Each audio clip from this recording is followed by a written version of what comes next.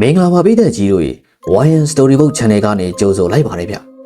ကျွန်တော်တို့ရဲ့ channel အပြင်စိတ်ဝင်စားဖို့အရာဇလန်းများစွာကိုတင်ဆက်ပေးလျက်ရှိပါတယ်ဗျဒီကနေ့မှာတော့ဇာရေးဆရာမောင်မိုင်းညို့ရေးသားထားတဲ့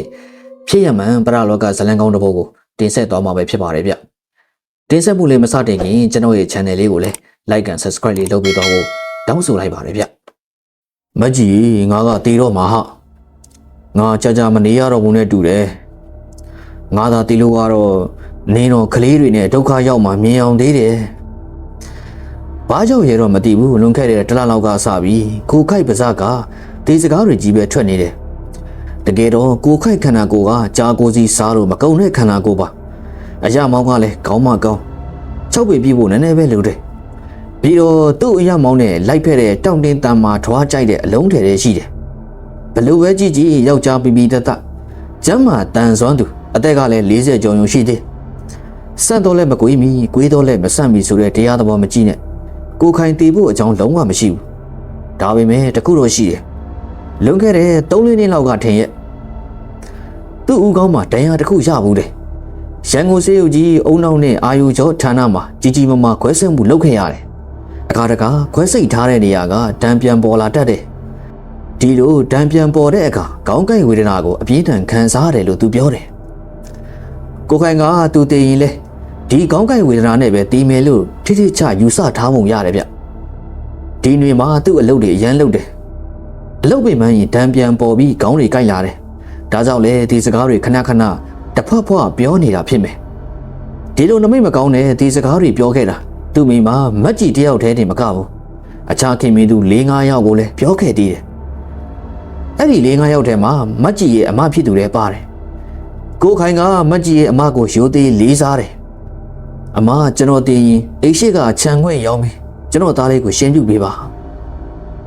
လူကောင်းပကတိကနေမာသွားတယ်အော်စရာကဒီလိုမာပြီးရက်ပိုင်းလောက်မှာပဲကြားတယ်9-6 လ2014ခုနှစ်မှာကိုခိုင်ဆုံးသွားတယ်သူထင်တယ်လို့ခေါင်းကိုက်ဝေဒနာကြောင့်ဆုံးသွားတာတော့မဟုတ်ဘူးရန်ကုန်နေပြီးတော့အမြန်လမ်းမကြီးရဲ့မိုင်တိုင်အမ58မိုင်9ဖာလုံးမှာကားပေါ်ကပြုတ်ကျပြီးဒဏ်ရာနဲ့တည်ဆုံးခဲ့ရတာပါတရက်5လ2014ညအုပ်ပိုင်းကကိုခိုင်ဆိုင်ကဲမောက်ပြီးဒဏ်ရာရတယ်အနောက်ရောင်အတော့မြေသားလမ်းမပေါ်မှာဖြစ်တာပါမုတ်ရင်နေရှုပ်စေးတွေကြောင့်ဆိုင်ကဲဘိန်းချော်သွားတယ်ထိမရဖြစ်ပြီးလမ်းဘေးကိုထိုးချသွားတာတယ်ဖြစ်ဖြစ်ချင်းသွေးပူနေတော့ဘာမှမဖြစ်ဘူးအိမ်ရောက်တော့မှလဲကျသွားတာညာချေတော့မထောက်နိုင်တော့ဘူးအလုံးသိမ့်လို့တဲ့ကိုခိုင်ဒီတော့မှနားတည်ရတော့တယ်4-6 လ2014မှာခြေတော့စပြီးထောက်နိုင်တယ်အဲ့ဒီနေ့ကညနေခင်းမှာရက်ွက်ထဲကမိတ်ဆွေကိုတင်မင်းစိုက်ကဲအတိုက်ခံရပြီးနန်ယိုး3ချောင်းကျိုးသွားတယ်နေစိယိုကရန်ကုန်စေးရုပ်ကြီးကိုသွားဖို့ညွှန်းတယ်ဒီတရင်နဲ့ကြာရောကိုခိုင်ထွတ်ကြိုနဲ့ထထလာတယ်သူ့မိမမကြီးကသူ့အထာကိုတီးတယ်ကျော်ဘာလို့အောင်မလို့လဲကိုလည်းခြေတော့ကောင်းတာမဟုတ်အိမ်မှာပဲညင်ရင်လေးနေမဟုတ်ဘူးဟာကိုတင်မင်းကထားနိုင်မှာမဟုတ်ဘူးသူ့ကိုချီဖို့ပွေ့ဖို့လူလိုတယ်ငါလိုက်မှဖြစ်မှာဟာပြောဆိုကိုတင်မင်းအိမ်ပဲထွက်သွားတယ်ခဏနေတော့တရင်ကြားရတာပဲကိုခိုင်ကိုတင်မင်းကိုလိုက်ဖို့တဲ့ကားနဲ့ရန်ကုန်ပါသွားတယ်တဲ့အဲ့ဒီညာတညလုံးမက်ကြီးအိတ်လို့မရဘူးမျက်စိတွေကြောင်နေတယ်တကောင်ကြော်ပြီးညတနာရီလောက်မှအိမ်မက်ဆိုးတွေမဲ့ပြီးလက်နိုးလာတယ်ရင်တွေလည်းတဒိမ့်ဒိမ့်ခုန်နေတယ်အတိတ်ပဲမဲ့မျိုးလုံးတွေရဲ့အိမ်ရှိလမ်းမပဲငေးကြည့်နေမိတယ်အိမ်ရှိမီလုံးကြောင်ခြံထဲမှာလင်းနေပြီမဲ့ခြံပြင်ဘက်လမ်းမပေါ်မှာတော့အမောင်ကအားကောင်းနေတော့ပဲညကမောင်မဲတိတ်ဆိတ်ပြီး၆ချားစရာကောင်းနေတယ်ညတာကလည်းရှည်လိုက်တာမက်ကြီးညကိုညီးတွားရေရွံ့ရင်အိမ်မောကျနေတဲ့သားငယ်လေးကိုချိန်မကိုက်အောင်ရက်ခန့်ပေးနေတယ်အချိန်တွေဘယ်တော့ကြာသွားတယ်မသိဘူးဖနက်ချုပ်ကတဖြတ်ဖြတ်အတန်ကြောင့်ကိုခိုင်ပြန်လာပြီဆိုတာမက်ကြီးသိလိုက်တယ်ဟုတ်တယ်ဒါကိုခိုင်အကျင့်ပဲကိုခိုင်ကဖနက်ချုပ်မှာဖနက်ဖုန်ခါနေတဲ့အနေနဲ့တစ်ချက်ခြေဆောက်ပြီးမှအိမ်ပေါ်တက်လေရှိတယ်မက်ကြီးအိမ်ပေါ်လေကားထိတ်ကနေဖနက်ချုပ်ကိုလမ်းကြည့်လိုက်တယ်တေးချပါတယ်ကိုခိုင်ပဲလေကားရင်ဖနက်ချုပ်မှာရပ်နေတယ်အိမ်ကထွက်သွားတော့ကအင်ဂျင်ချုံနေပဲမက်ကြီးကိုမော့ကြည့်နေတယ်ကိုခိုင်မျက်နှာမှာထူးထူးခြားခြားညိုးငယ်နေတာမက်ကြီးတွေးလိုက်တယ်ပြန်လာပြီလားမက်ကြီးကိုခိုင်ကိုလမ်းမေးနိုင်ရန်မှာကတ်ထားတဲ့နိုင်ကိုလမ်းကြည့်လိုက်တယ်3 နာရီတိတိဗျမက်ကြီးသားကိုရက်ခန့်ပေးနေရင်ကိုခိုင်အိမ်ပေါ်တက်အလာကိုစောင့်နေတယ်ခဏလောက်ကြာသွားတဲ့အထိကိုခိုင်တက်မလာဘူး မဟုတ်သေးပါဘူးခြေလက်စည်းတံလေးမကြောက်အိမ်နောက်ဖေးများသွားတာလားမကြည့်မိဘကနေအိမ်သားကိုလမ်းကြည့်လိုက်တယ်အိမ်သားထဲမှာလည်းကိုခိုင်မရှိဘူးတကားဖွင့်ရဲ့ပဲမကြည့်စဉ်းစားရကြက်သွားတယ်ဟုတ်ပါဘူးခုနကတွေ့တာကိုခိုင်မကိုခိုင်ပါငါတားနေတဲ့ကြားကလိုက်သွားမိလို့ငါ့ကိုစနေတာများလားမကြည့်တမီတလက်ကင်ပြီးအိမ်အောင်ဆင်းတယ်ကိုခိုင်ပုံနေတာလားလို့ဓမီနဲ့လိုက်ထိုးကြည့်တယ်ဘာမှမတွေ့ဘူးအဲ့ဒီအချိန်မှာပဲမကြည့်လို့ချန်ရှိကအော်ခေါ်တန်ကြားတယ်မကြည့်ချန်ရှိထွက်လာခဲ့တယ်ခေါ်တဲ့သူကမျက်စောထိုးအိမ်ကသူ့အိမ်မှာဖုံးရှိတယ်ကိစ္စကြီးငယ်ရှိရင်အဲ့ဒီအိမ်ကဖုံးနဲ့ပဲအဆက်အသွယ်လုပ်ရတယ်အောင်ပိုင်ဖုံးဆက်တယ်ကိုခိုင်ကားပေါ်ကကြလို့တဲ့ဖြိုးစေးကိုတင်ရမယ်အခုကားနဲ့ပြန်လာနေပြီတဲ့ကားလမ်းကနေထွက်ပြီးစောက်ပါတဲ့ကိုခိုင်တတိမိနေတုံးပဲလို့ပြောတယ်မကြည့်ရင်လည်းထိတ်ကနေဖြစ်သွားတယ်ဒါဆိုခုနကဖဏချုပ်မှာရက်နေတာဟာဘုရားကိုခိုင်ဘာမှမဖြစ်ပါစေနဲ့ဒုံရည်နေတဲ့အတန်တွေနဲ့မကြည့်ဆုတောင်းမိလိုက်ပါတယ်ကိုခိုင်တရားအမြန်လမ်းမကြီးရဲ့တနေရာမှာကားပေါ်ကပြုတ်ကျချက်ချင်းတတိမိမျောသွားပြီမဲ့သူ့ရဲ့ဝိညာဉ်ကမကြည့်နဲ့သားလေးရှိတဲ့အိမ်ကိုအရောက်မြန်လာပြီးညှိုးငယ်တဲ့မျက်နှာနဲ့ကိုထင်လာပြတဲ့အဖြစ်ကိုတော့မကြည့်တဲ့ဘယ်တော့အခါမှမေးပြောင်းလို့ရမှာမဟုတ်တော့ပါဘူးကိုခိုင်ကားပေါ်ကပြုတ်ကျမိအဖြစ်ကဒီလိုပါကိုတင်မင်းကိုရန်ကုန်စေးဦးကြီးမှတင်ပေးခဲ့ပြီးလိုက်ပို့ပေးတဲ့ကားနဲ့ပဲကိုခိုင်တို့အဖွဲ့ပြန်လာခဲ့ကြတယ်အမြန်လန်းစလဲကူးလန်းစုံရောက်တော့ည12နာရီထိုးတော့မယ်သူတို့အားလုံးကားနောက်ခန်းထဲမှာလဲလျောင်းလိုက်ပါလာကြတယ်အားလုံးဒီပါအိပ်ပျော်နေကြပြီမယ်ကိုခိုင်ကတော့အောင်ပိုင်နဲ့စကားတွေပြောနေကြတယ်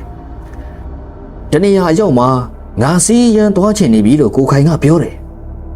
ပြီးတော့အိတ်နေသူတွေကိုကြော်ပြီးကားကောင်းကန်းကိုလက်နဲ့ပုတ်ပြီးကားရဖို့အချက်ပေးတယ်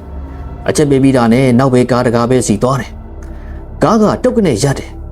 ကိုခိုင်တကားပိတ်ကိုကြော်ပြီးခုံချဖို့အလုံးမှာကားကမရပဲမောင်းအထွက်ကိုခိုင်ကားပေါ်ကဂျုံပြန်ပြီးပြုတ်ကျသွားတယ်ဒရိုင်ဘာကတပုံပုံပုတ်တဲ့အတန်းကိုကြားတယ်ဒါပေမဲ့ဘာသာလဲဆိုတော့မသေးခွေဘူးဒါကြောင့်ခဏရလိုက်တယ်ထပ်ပြီးဘာသာမှမကြားတာနဲ့အရှိန်မြင့်ပြီးမောင်းထွက်လိုက်တယ်အဲ့ဒီမှာကားအောင်ခုံစင်းဖို့ပြင်နေတဲ့ကိုခိုင်ကကားပေါ်ကပြုတ်ကျသွားတာပဲကားမောင်းထွက်တာတော့မှအောင်ပိုင်ကကားကိုအတင်းရခိုင်းရတယ်ကားနောက်ဆုပ်ပြီးကိုခိုင်ကိုလိုက်ရှာကြတယ်58မိုင်ငါးဖလုံးမိုင်းတိုင်းအနီးကလမ်းဘေးမျက်ရည်ပြင်ပေါ်မှာမောက်ခုံလေးကျနေတဲ့ကိုခိုင်ကိုတွေ့ရတယ်အဲ့ဒီအချိန်ကညတနာရီတီးတီးရှိပြီးကိုခိုင်ကြောတစ်ပြင်လုံးဒဏ်ရာတွေနဲ့စုပ်ပြတ်တတ်နေတယ်ခေါင်းကသွေးတွေကနှထင်ပေါ်စီးကျနေတယ်ခြေထောက်နှစ်ဖက်စလုံးလည်းပုံးရပဲ့ရတွေနဲ့သွေးအလေးလေးမြင်ရစရာမရှိပါဘူး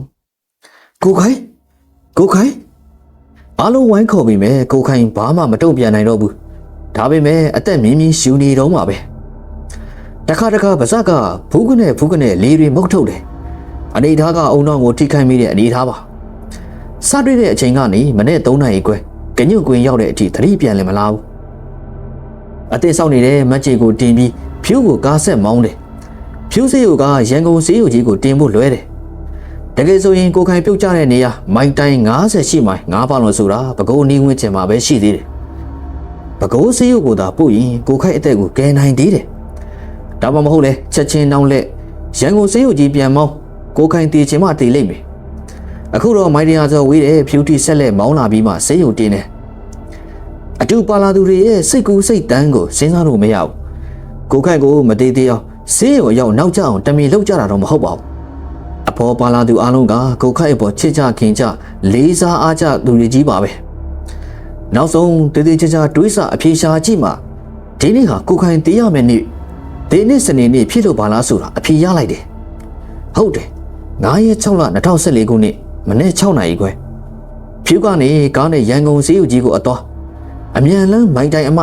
115မိုင်ရောက်မှကိုခိုင်တယောက်ဘဝတစ်ပါးသို့ကူးပြောင်းသွားခဲ့ပါတယ်ကိုခိုင်ဆုံးတဲ့အကြောင်းဖုန်းသတင်းရချင်းစာရေးသူတို့တမိသားစုလုံးရန်ကုန်ကနေကညွတ်ကွင်းကိုသွားခဲ့ကြတယ်ကိုခိုင်လောင်းကိုကညွတ်ကွင်းအိမ်ပြန်ယူလာခဲ့တယ်ရေလုံးတိုက်ပြီးအခန်းမှာအလောင်းစင်ပြီးတာနဲ့တန်ဃာတော်တစ်ပါးပစ်တက်ပြောက်ဆုံးကတရားနာရတယ်တကယ်တော့ကိုခိုင်ကလူကောင်းတစ်ယောက်ပါရက်ရည်ရွာရည်ဘာသာနာရေးဘယ်တော့မှနောက်မကျဘူးပြီးတော့ဘယ်နေရာကနေကူညီတတ်တယ်လောက်ကုတ်တရားတွေနဲ့ပတ်သက်ရင်လေဒါနပြုတ်ဖို့လက်မနေဘူးခါအခွင့်အရေးနိုင်တီလာစောက်တည်တယ်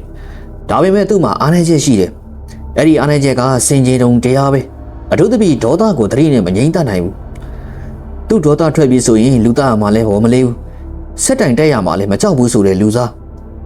ပြီးတော့သူ့မိသားစုကိုအရန်ခင်တွင်တက်တယ်သူ့မိသားစုမျက်ရည်ပေါက်ကြီးငယ်ကြအောင်နှိတ်ချစော်ကားဖို့တော့မကြမ်းနဲ့အဲ့ဒီလူတွေအတွက်တဲ့ငက်ကြီးအောင်ဓာတ်တစ်ချောင်းမြင့်နေအောင်တွေးထားတယ်ဒီလိုစိတ်ကြမ်းလူကြမ်းတုံးတိုက်တိုက်ကြားကက်လူအစွဲလန်းကြီးသူမို့ကိုခိုက်တည်တဲ့အခါတရက်ကွက်လုံးလန့်နေကြတယ်ကိုခိုင်ကတော့ကြောက်မှာမဟုတ်ဘူးတစီကလည်းခြောက်လိုက်မယ်ဖြစ်ချင်းကြက်သိန်းတထားနဲ့ထပြောကြတယ်ပြောတဲ့အတိုင်းပါပဲဒီရက်နေ့ကစပြီးကိုခိုင်တရက်ကွက်လုံးကိုပြောင်းဆောင်အောင်မွေတော့ခြောက်တော့တာပါပဲအဲ့ဒီညမှာအရက်မြင့်မြင့်ကိုလုံးကိုတဲ့ထွားထွားကြိုက်ကြိုက်နဲ့မဲမဲတန်တစ်ခုကိုလမ်းမပေါ်သွားနေတာတွေ့ကြရတယ်ကိုခိုင်သူ့အိမ်နဲ့သူ့အမေအိမ်ကိုကူးချင်းတန်းချင်းလုံနေပြီဆိုတာသိလိုက်ကြတယ်ဟုတ်လဲဟုတ်တယ်သူ့အမေအိမ်မီးဖို့ကြောင်ထဲမှာအိုးရီလန်းခွက်တီလန်းနဲ့ပြောင်းဆောင်ခြောက်တယ်အိုးခွက်တွေအသားရလန်းတာမဟုတ်သူ့ပုံစံအတိုင်းခက်ကြကြလန်းလောနေတာအိုးခွက်တန်းစီတွေကစူညံ့နေတယ်တခါသူ့ညီအိမ်ကိုသွားတယ်သူ့ညီကအတူပါအိမ်ရောက်နေတယ်အိမ်မှာကကြောက်လို့မလိုက်ရဲတဲ့မိန်းမနဲ့ကလေးတွေပဲကြမ်းနေတယ်ခဏနေတော့ညီဖြစ်သူရဲ့မိန်းမလည်းကလေးလက်ဆွဲပြီးသူ့ယောက်ကြားစီပြေးရတော့တာပါပဲမပြေးလို့ရတယ်မဖြစ်ဘူးတအိမ်လုံးနဲ့တွတ်ခါလှုပ်ရမ်းနေမှတော့ဘယ်နေရတော့မှလဲသူအမကြီးမမြအိမ်ကိုကြတော့တမျိုးမိဘကလည်းဝင်အိုးခဲတန်ပေးတယ်မမြကဆောင်းကောင်းပြီးခြုံထားလဲကနေကိုခိုင်ရင်ငါ့ကိုတော့မချောက်ပါနဲ့ငါကြောက်လွန်လို့ပါဆိုပြီးပြောကြတယ်ဒီတော့မှပြန်သွားပုံရတယ်ဘာသာမှမကြားတော့ဘူးမနေ့မိုးလေးလို့မိဘကလည်းဝင်ကြည့်လိုက်တော့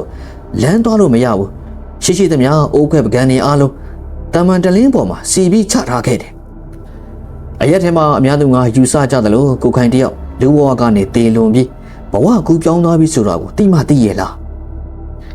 းရုပ်ရှင်တွေဗီဒီယိုတွေကလိုပဲဘသူ့ကိုမှခေါ်လို့မရပြောလို့မရနဲ့ဘာဖြစ်လို့ဖြစ်မှန်းမသိတဲ့ကိုခိုင်ရဲ့ဝိညာဉ်မိတ်ဆွေမိဘဆွေမျိုးတွေအိမ်ကိုရှောက်သွားပြီး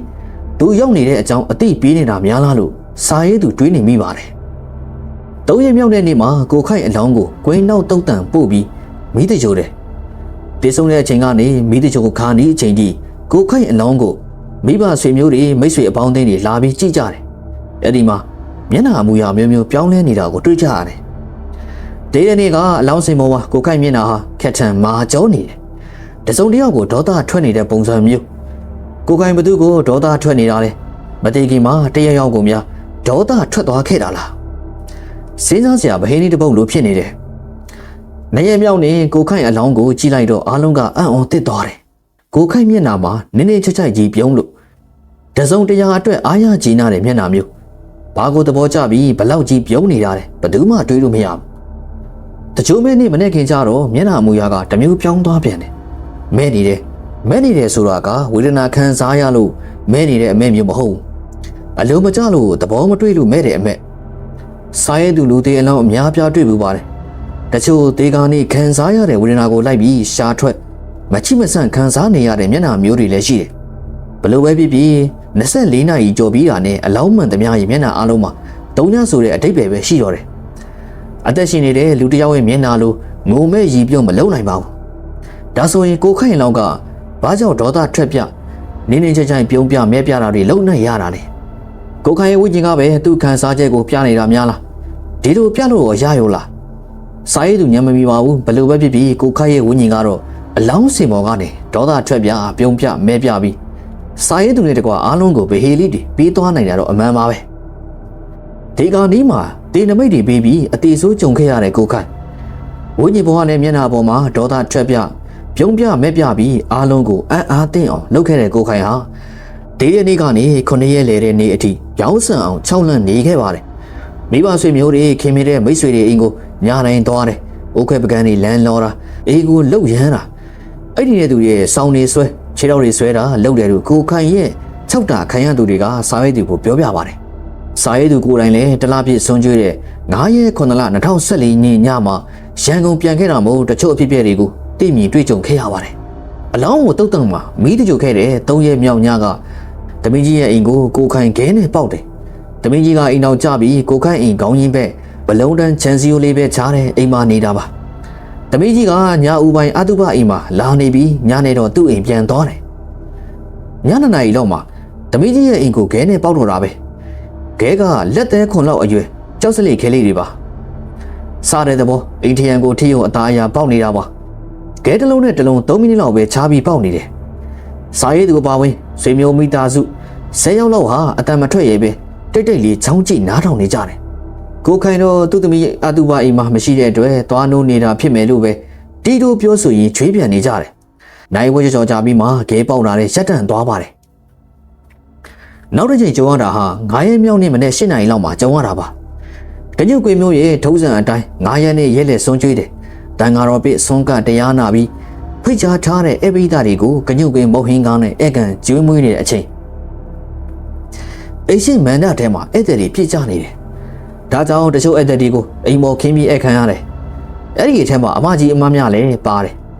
မမြကအိရှိပရင်မောက်ကိုကြောပေးပြီးမုံရင်ကားစားနေတာစားနေရင်တန်လန်မမြခါကိုတွန့်လိန်နေတယ်ဗဇက်ကလည်းဟဲ့ကိုခိုင်ငါ့ကိုမစပါနဲ့ဟဲ့ငါနေကိုကြောက်ပါတယ်လို့ပြောနေတယ်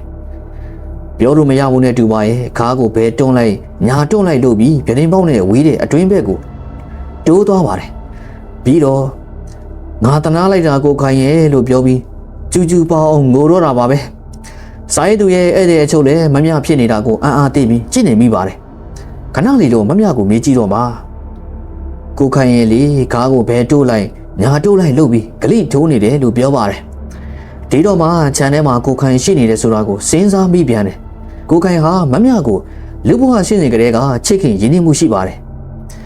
မိဖို့ကြောင့်တည်းဝင်အိုးကဲပကံရှိသမျှကိုတမန်တလင်းပေါ်စီချထားခဲ့တဲ့အိမ်ကလည်းမမြရဲ့အိမ်ပဲဖြစ်ပါတယ်6ရက်မြောက်နေ့မှာဖြစ်ပေါ်တဲ့အဖြစ်အပျက်ကလည်းထူးဆန်းတဲ့အဖြစ်အပျက်ပါပဲဒီအဖြစ်ကလည်းနေကင်း10နာရီခွဲလောက်မှာဖြစ်တာလို့ပြောပါတယ်ကိုခိုင်ရဲ့ဝိညာဉ်ရောက်သွားတဲ့အိမ်ကသူ့ရဲ့ဦးလေးဖြစ်သူအိမ်ပါဦးလေးရဲ့ဇနီးဒေါ်တိုးကရေတုံကင်အနားမှာအဝတ်လျှော်နေတာပါအဲ့ဒီအချိန်မှာပဲတစ်ဖက်ပြန်အတန်ကြားလိုက်ရတယ်အနီးမှာလည်းဘယ်သူမှမရှိဘူးကိုခိုင်လာပြီးခြောက်တယ်ဆိုတာသိလိုက်ရတယ်နေ့လေကင်းကြီးလည်းဖြစ်နေတာကြောင့်ဒေါ်တိုးစိတ်ထဲမှာတိတ်မကြောက်လာဘူးဒါကြောင့်ကိုခိုင်နေကငါကြောက်မယ်လို့လာခြောက်နေတာလားနေမောယုံပဲရှိမယ်ငါကတော့လုံးဝမကြောက်ဆိုပြီးပြောပြီးလို့အဟုတ်တွေကုန်ရှော်နေတော့ပဲဖက်ကနေလောက်လေးကွာတန်လိုမျိုးကြားလိုက်ရပြီးကြောက်စက်လေးတစ်လုံးဟာအချိန်ပြည့်ပြည့်နဲ့ဒေါ်တိုးရဲ့ခါကိုလာမှန်းပါတယ်ဒီတော့ဒေါ်တိုးလဲကြောက်ပါပြီကိုခိုင်ရဲ့မပြစ်ပါနဲ့တော့လို့អော်ပြီးနီးရအိမ်တေးကိုဝင်ပြေးသွားပါတယ်ဒီအကြောင်းကိုဒေါ်တိုးအတုပအိမ်လာပြောလို့သိရတာပါလောက်လေးမှန်လို့အညိုအမဲဆွဲနေတဲ့ခါကဒဏ်ရာကိုလည်းမြင်တွေ့ရပါတယ်သူမိမမကြည့်ဆိုလဲနေတိုင်းအေးရေးပြရပါတယ်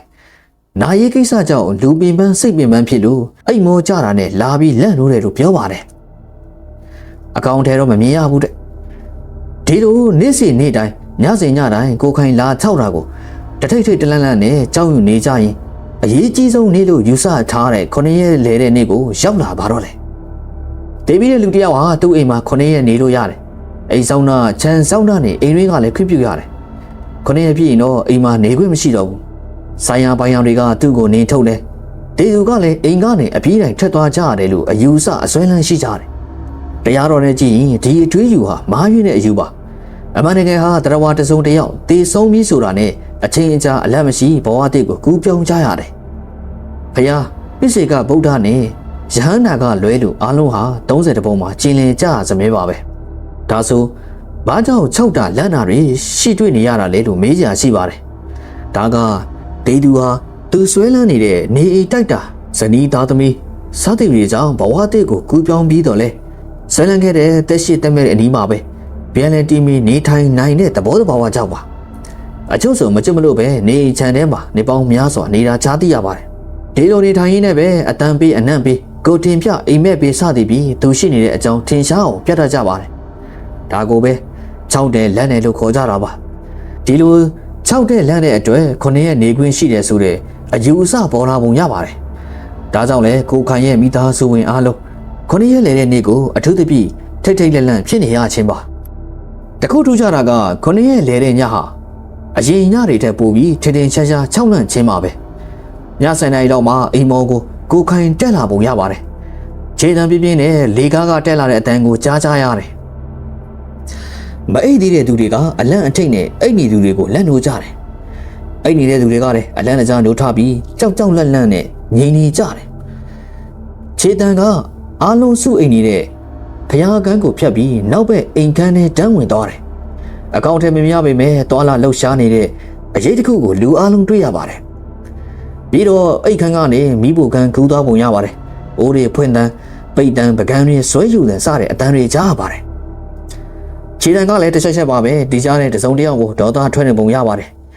မကြာခဏဆိုသလိုတောက်ခတဲ့အတန်းကြီးကိုလည်းကြားနေရပါတယ်တော်တော်လေးကြာတော့နောက်ဘက်အိမ်ခန်းထဲကကလစ်ဆိုတဲ့အတန်းကိုကြားရတယ်အိမ်ခန်းထဲမှာဒုက္ခိုင်နေကြလေတနတ်တလဲရှိပါတယ်